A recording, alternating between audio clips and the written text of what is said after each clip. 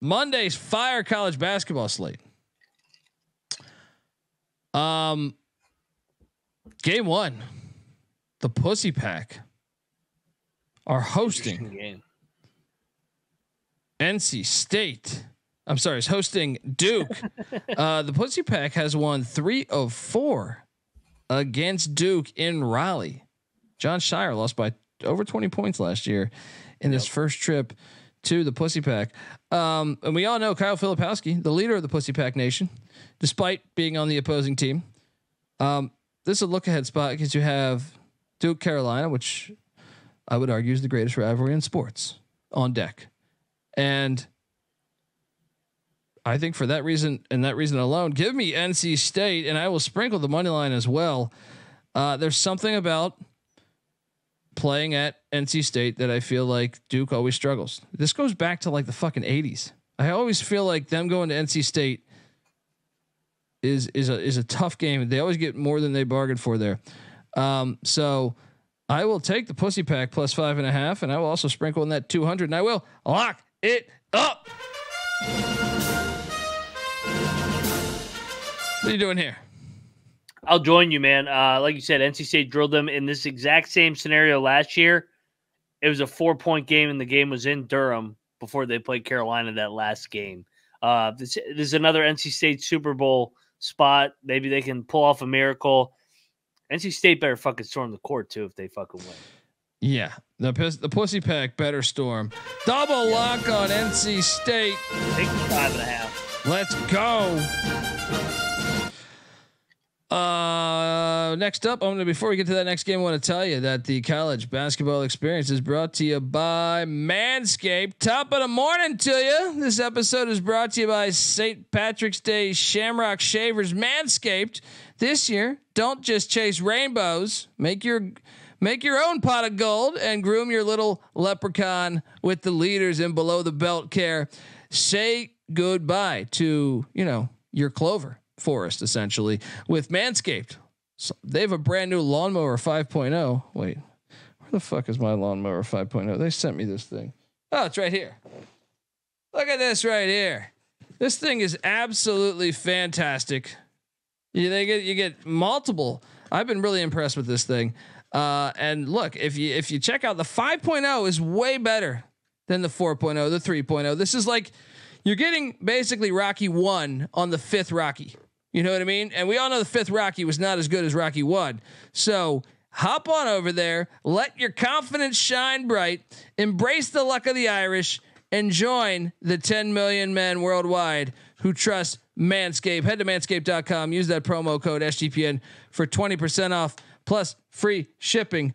Folks, look at this here. Look at this. This thing is fantastic. You snap that thing on. It's absolute fire.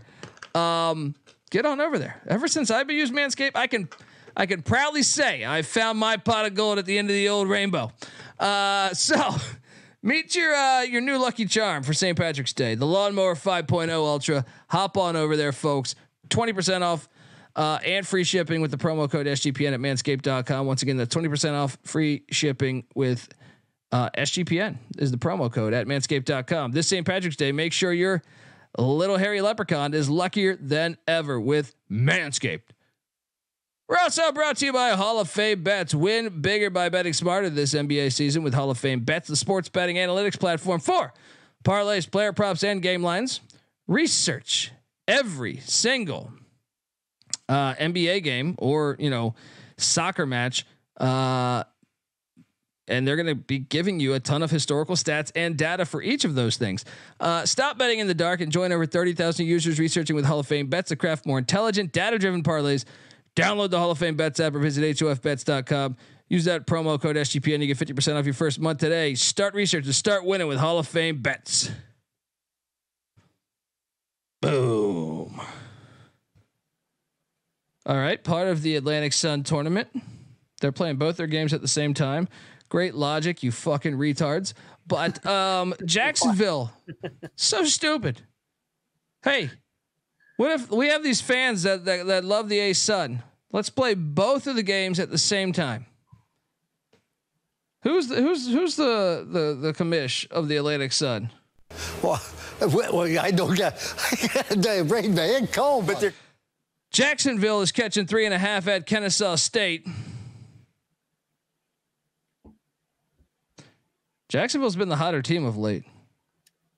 Jacksonville's got the better defense. And that is why the Dolphins are swimming a lock-up moneyline play. The Dolphins to take down Kennesaw State. Kennesaw's 2-8 in their last 10 games. They're trending the wrong way. And the Dolphins are playing the best ball of the year for them. Let's go. What are you doing here? I'm with you. And Kennesaw did win the first two matchups, but if you look, a 4-point game and a 5-point game, these two teams are right neck and neck. This isn't a mismatch at all. Give me the points. I think Jacksonville wins it outright. Let's fucking go. Dolphins are swimming. They're swimming, Beanick. You get down there tomorrow, wherever you are in Florida, you feed them, baby. Queens is taking on Florida Gulf Coast. I think I put a future in on Florida Gulf Coast, so I will lock up the Eagles minus 3.5 against Queens. What could go wrong? Oh God! What are you doing here? Yeah, what's Queens' record neutral site? Because we know that they're Get this. Oh, away from not playing at home, they are 1-15. Well, this isn't a neutral site, I don't believe. No, this is at Stetson's University. Is that Stetson? Yeah. Not bad. Yeah, but I mean, I'm still gonna ride with Gulf Coast. So, yeah, man, let's lock it. We said that they have a shot to win the league. They better win this one. Fly, Eagles, let's go. Southeast Louisiana's laying 4.5 at Incarnate Word. Good God. I'll lay the 4.5. Fuck you, Incarnate Word, for the other night. What are you doing here? No bet for me here. This line kind of stinks. I'm on Sela. I think Sela is significantly better, and they're off a loss. This is fringe lock, man. They're way better than fucking Incarnate. All right, let's bet it. Yeah, I'll lock it with you guys. Triple lock on the Lions. There we go. It's been a little bit since we had this beautiful music here. Yeah. Spinal. Here we go. Triple lock on the Sela Lions. Let's go. Delaware State is getting 4.5 at Howard. Howard is playing for the 1 seed in the MAC, or I'm sorry, the MEAC. I will lay the 4.5 with Howard, and you could talk me into locking this one too. Mac, what are you doing here? Yeah, I thought this one too. I thought this line stunk a little bit as well, but man, these teams are playing for something. I think we should bet Howard. Yeah, I agree. I think they're better than Delaware State. And they're playing for the 1 seed. Yeah. Give me the Howard Bison. Let's go. Currently in that spot of the 1 seed is Norfolk State. Norfolk State is laying 12.5 at home against Maryland Eastern Shore, who's in 7th place in the MEAC. Norfolk State's 11-0 at home. And guess what happened on February 5th? Maryland Eastern Shore shocked Norfolk State, beat them by 9 up there on the Eastern Shore. So I will lay the 12.5 with Norfolk State, but no lock because that's a big number. Yeah, no lock. I'll take the points. They could backdoor this, and Norfolk is off a loss at Delaware State on Saturday too, though. Nicholls. That's another angle to take, Howard. Delaware State just beat Norfolk State. Nicholls is laying 1.5 at Northwestern State. Ooh, yeah, baby. I'm locking up the Demons to get it done. Why is this 1.5? All right, Northwestern State's been playing a lot better ball of late. Let's go. Mac? Joining you. They should have won on Saturday. They're going to win this game. Northwestern State outright. Get this Nicholls shit out of here. They're overrated. Beanick, I see you're in here. Triple lock. Cocktail Napkin has this one the wrong team favored. You guys are agreeing, so all systems go here. Northwestern State, the Demons will shine. South Carolina State also playing for that 1 seed. They're taking on Coppin State at Coppin State. Coppin State, the worst team in the MEAC. South Carolina State's lay at 7.5. I will lay it.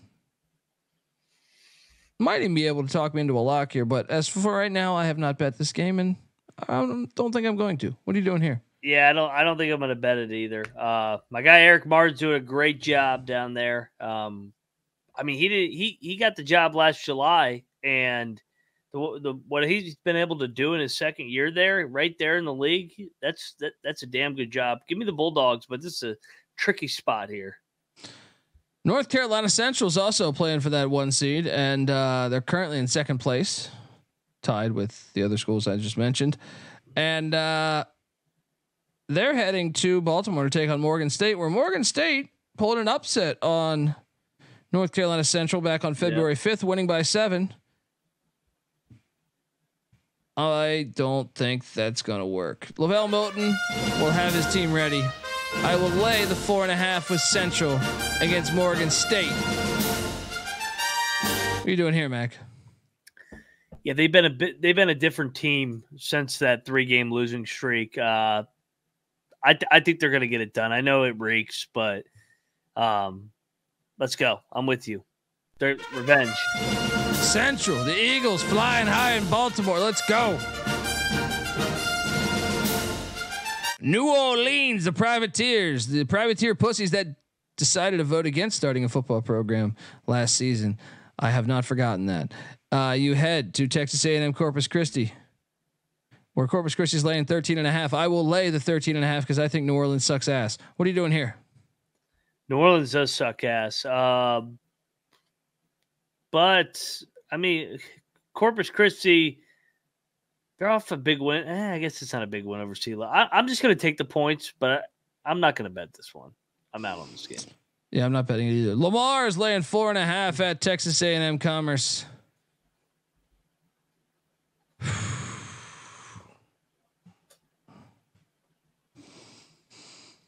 You could talk me into betting Lamar minus 4.5 because I think Commerce is not very good, but they're off a miracle overtime win though.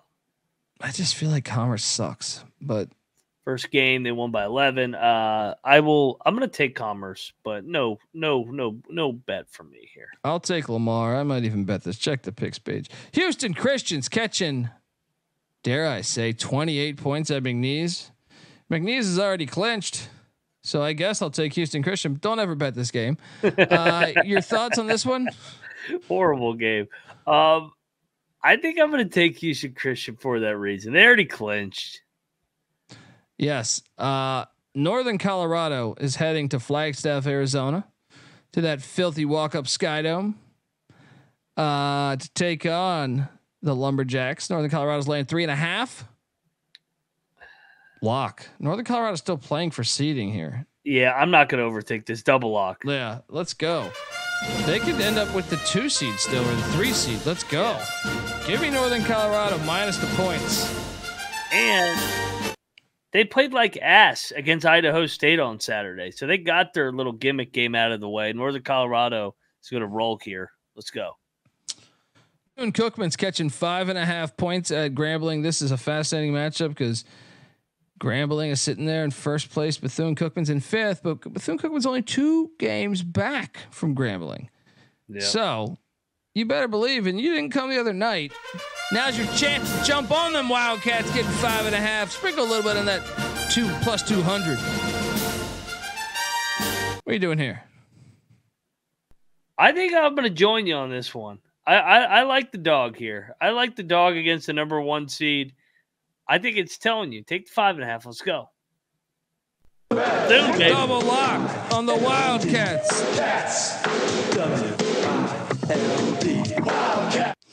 Alcorn State, currently the hottest team in the SWAC. They're heading to Texas Southern.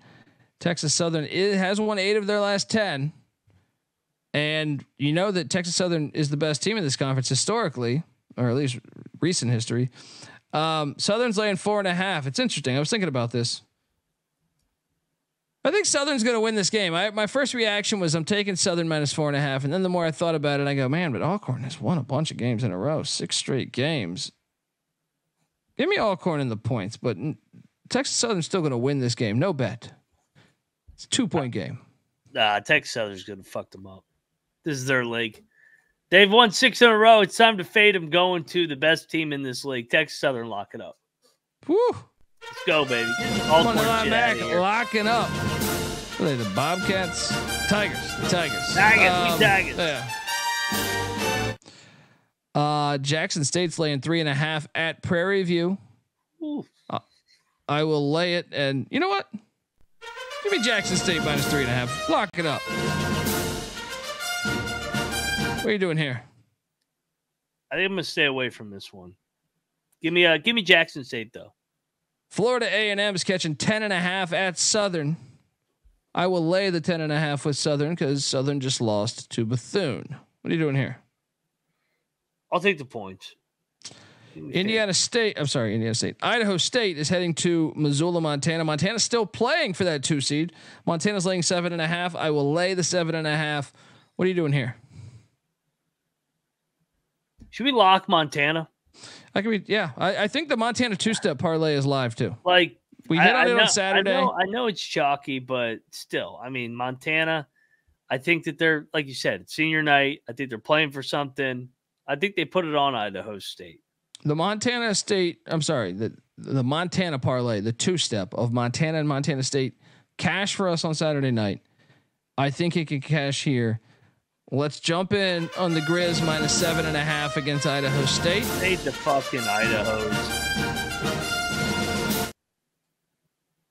And when I say the Montana 2-step, I'm not saying put the money on the Montana State Bobcats, but I'm saying put money on that game because Weber State's laying 2.5 in Bozeman. Does this line stink? It does. But Weber is playing for that. Everyone's playing for that 2 seed.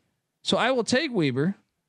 I will lock it up, and I'm going to parlay Weber with Montana. Let's go. What are you doing here? Weber's a great play. I have it locked up too because Montana State just played out of their minds on Saturday against EW. They played an overtime game, shot their load. Let's go Weber, better team. They put it on them and And let's do that parlay. Weber and Montana. Both games happening in the great state of Montana. It still counts. What's that? Weber's won 8 out of 9. Yeah. They're not playing terrible. Eastern Washington is heading to Sacramento State. They're laying 8.5. Sac State's playing better. Give me Sac State in the nest. Give me 8.5. You can talk me into a lock here, dude. This is this is tempting because remember what EW did at the end of the year last year when they had the shit wrapped up. They lost 2 in a row and then they fucking lost to Northern Arizona. Part of me really actually wants to bet fucking Sac State. Check the picks page on this one. Texas is taking on Baylor, and I want to ask you some big time matchup Monday night Big 12. Just want to ruffle some feathers here, right? Beanick, come in the chat. What you got? I'm just curious. I think we would all agree the Big 12 was the best conference over the past 3 or 4 years, but I like this topic of conversation here. Bring it on. I must address something. If they were the top conference, the number 1 team in the AAC jumps right in to the Big 12. And guess what? It looks like they're going to win the Big 12. Now there's still 2 games left. Possible that they don't because Iowa State's 1 game back. First off, before you get to the next team, I've only been saying that for the last 2 months. And Mac has said, nope, when they hit the road, they're going to lose. They're going to take their L's on the road. Well, they have fucking taken L's. They've taken 3, but they've done a great job of protecting home court. I remember you saying like they're going to finish with like 7 or 8 L's, and you picked. Yeah, I got that wrong. But like you say that they haven't hit the road and lost. They've lost fucking 3. They won at the fucking buzzer the other day. They've lost 3 on the road. They're fucking 4-3 on the road. Didn't they lose at Memphis last year? No, they won at the buzzer at Memphis. Oh, that's right. Half court, right? Yes. Yeah. And they lost the tournament game, the championship. Let's also not act like that they didn't just run through the non-con and they were by far the number 1 KenPom or whatever metric team. What non-con? I'm just saying that I think a lot of times we say talking about game that shit. A lot of times we say 1 Power 5, not on neutral. It was Xavier. Hang on. I think a lot of times we say where if they were in this conference, doesn't even mean the Big 12, but I'm saying in this instance it means the Big 12. But I'm saying I find this compelling that Houston comes right in and looks like they're going to get it done. And I think the more impressive thing besides that is BYU finished 6th in the WCC last year. 6th. Yeah. And as of right now this could all change. They are currently tied for 4th. So in the best league in America. Time out. Shut the fuck up. No, they're in a 3-way tie for 4th, and they're one game out of being in the 8-9 game. But they finished 6th in the WCC. My argument now is all those years we gave Gonzaga and St. Mary's shit, they were 6th last year in the WCC, and this is going to be a team that is definitely going to make the NCAA tournament. And yes, if they lose their remaining 2, which what are the remaining 2 games? They're in Ames. Do we know that? No, they're in fucking Ames. What's the no? Oklahoma State's the final though. They're gonna go 1-1. They're gonna go 1-1. They're gonna be like the 6 or 7 seed. But they could also be the 4 seed because Baylor and Texas Tech play each other. This is also a team that was top 5 in every metric headed into the Big 12. Like Houston is also a team that only played one Power 5 team in the non-con. Yes, but they beat everybody by 40. They beat everybody by 40. It doesn't mean anything. What do you mean it doesn't mean anything? If you win by 40, you're something. All I'm saying is it's a pretty damn impressive performance. And then you have Cincinnati and UCF that are both 6 and 10. But to me, haven't done shit. It does raise the question, dude. Like, I know, like, it just raises the question of like, well, BYU is not a fucking, they never really won the WCC. It was always Gonzaga or St. Mary's. And for them to just come in and play this good, it is impressive. It's, I know, but I'm just saying they're winning this league though. So what's your point? No, the point is that they're playing better in the Big 12 than they were in the WCC last year. They're currently in 4th. They finished 6th in the WCC last year. That's my point. Yeah, well, and they're a much older team. They were younger last year, but they're not close to winning this league. They were always they were close to winning the WCC the one year, but I mean St. Mary's and Gonzaga would compete in the Big 12 too. BYU was 291st in non-con strength of schedule. I just think the BYU performance, like I know they'll probably lose in Ames, but they should beat Oklahoma State at the Super Soaker. So I think they're going to be somewhere right around 4th to 6th, maybe 7th. But because I think the other teams play each other too. Like Baylor, Texas Tech play each other. Who the fuck does TCU end with? They play Texas and Oklahoma play each other too. So that's what I'm saying. Like the carnage is going to happen. BYU will probably stay somewhere right around there. They've had a great first year, and you can't just base it off of 1 year. Let's see if they can do it. If they can sustain it. What do you mean? Why not? BYU had pretty good continuity from last year to this year. They were a year older, Noah. We'll see. Yeah, but why does experience matter in the Big 12? What? A lot of the freshmen get drafted. It's 1 year and done. Dude, if you bring back your whole team, you're going to be better the next year.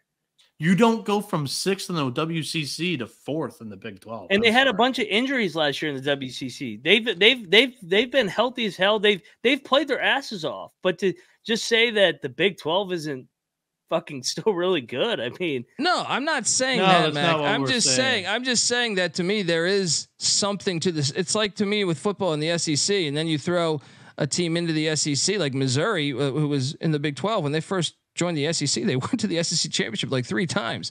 So it was like, oh, well, I thought you guys were the best conference. If Missouri was in the Big 12 and they weren't making the Big 12 championship much, but they joined the SEC and they were running the SEC East for a few years there.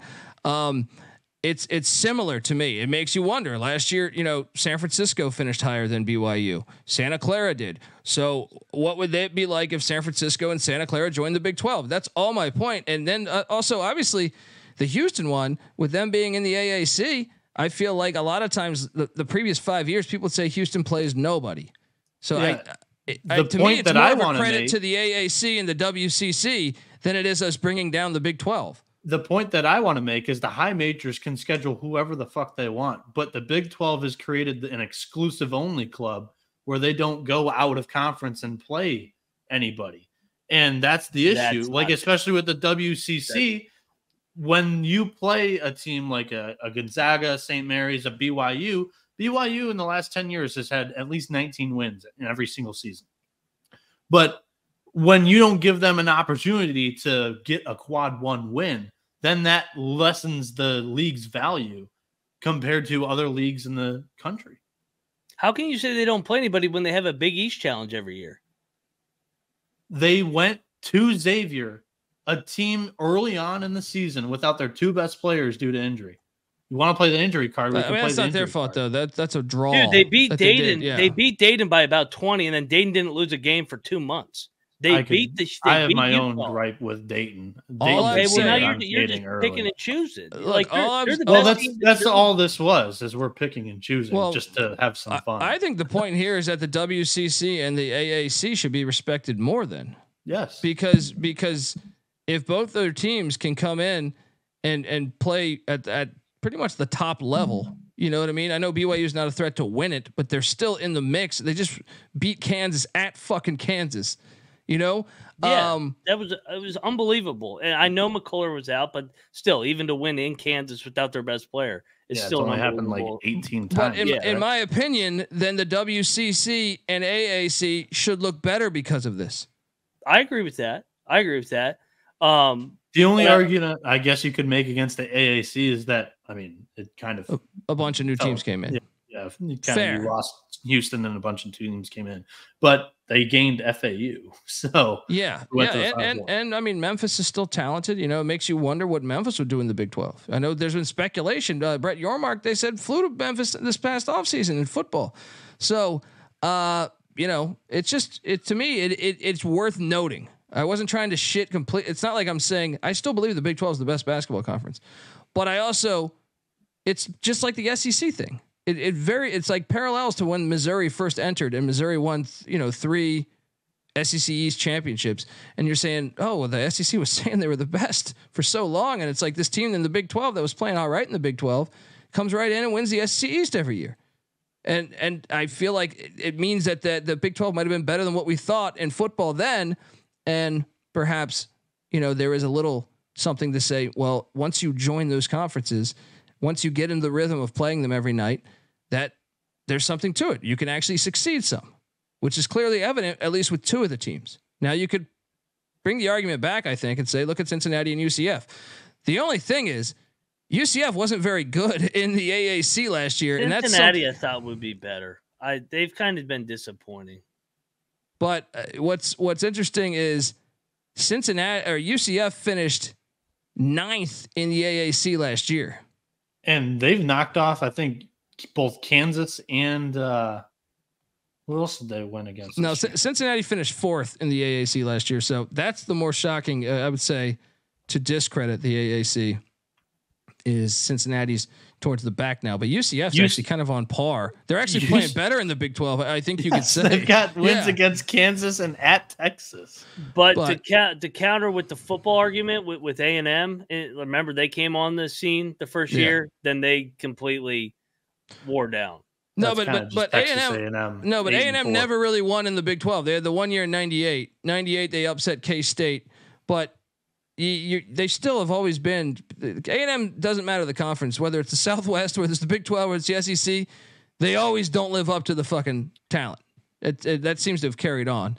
But and Missouri, to your point, Mac, after those 3 years, once Gary Pinkel retired, they never been back. So they came close last year, though.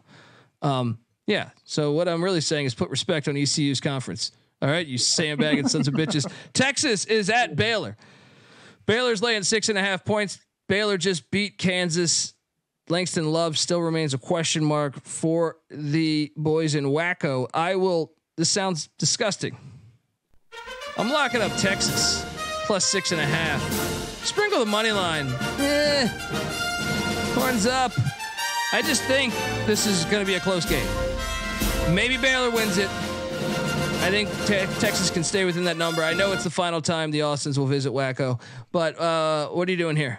We got a battle. Give me Baylor. Continue the momentum. Texas played really well the last week. I think they're due for letdown. Final road game in the Big 12 before we hit the SEC. Oh, we got a battle. Baylor blowout. Dundee saying, horns up. Mac saying horns down. Give them the Baylor Bears. Final game on the slate. Idaho heads to Portland, Oregon. Hilarious game. Tactically, seeding is on the line here. I think Portland State can improve a little bit here. If memory serves me correct, they're 10-2 at home, and they're only laying 6.5. I'm not gonna fade that now. I'll lay the points with Portland State. What are you doing here? Give me Portland State too. I'm with you. All right, folks, and that is our show. Top lock of the night. To me, it's gonna be one of these smaller games, and really, when I think about it, I think it's North Carolina Central. I think it's North Carolina Central. I was close to saying Northern Colorado. I was going to say Northern Colorado. Yeah, so let's go with that. North Carolina Central, Northern Colorado. Beanick, what do you got? Sela. There we go. That's a parlay for you. Sela, Northern Colorado, North Carolina Central. Boom. We'll be back tomorrow with NC Nick. We're going to break down more tournaments. Give Noah Beanick a follow on Twitter at NoahB77_. I give the guy a lot of shit. He's just down there in Florida fishing with his dad or something. All right. Moneyline Max on Twitter at Moneyline_Mac. I'm on Twitter at the Colby D. The College Basketball Experience is on Twitter at TCE on SGPN. We appreciate you watching. YouTube.com/The College Experience. There's like 300 people in here right now. Hit that like, hit that subscribe button, please. It helps us more than you know. Yes, and as Clark mentions, we will be going earlier tomorrow because NC Nick time. All right. So we're going to go live around 6 p.m. Pacific. I know he's going to want to watch the end of the NC State Duke game. So we're aiming for right at 6 o'clock ish Pacific. So 9 o'clock Eastern, the early show. And yeah, we're just getting started. March Madness is here. What's up? Just like last Monday when we started after the West Virginia game, it's probably going to start 5 minutes after the Duke game today. Exactly. Folks, make sure you check out the Sports Gambling Podcast. We just dropped a college basketball show there. Also, me tomorrow, I'll have a show with the great CJ Sullivan, a Bombs Down Under episode. He is the host of the Bottom Line Bombs. Check out his stuff. Moneyline Mac will have a show with the Big 12 Experience. He hosts that thing. You guys are going live tomorrow, right? Yeah, we got big Monday preview and then a bunch of good Tuesday games. And then Noah Beanick is doing the College Baseball Experience. So get on over there. Check his college baseball picks out too. He's on fire. Hop on over there. Also, the College Football Experience. I host that with NC Nick and Patty C. We're breaking down the the Mountain West Conference schedule this week. Just got released. Them and the AAC schedule just got released over the past week. Also check out the FCS College Football Experience where we broke down the top quarterback transfers that came into the FCS and also the ones that left the FCS. So check out all that good stuff. We never stop over here on the Sports Gambling Podcast Network and the College Basketball Experience. Until next time, folks, this is the College Basketball Experience. You better start thinking about yours, and we out of here.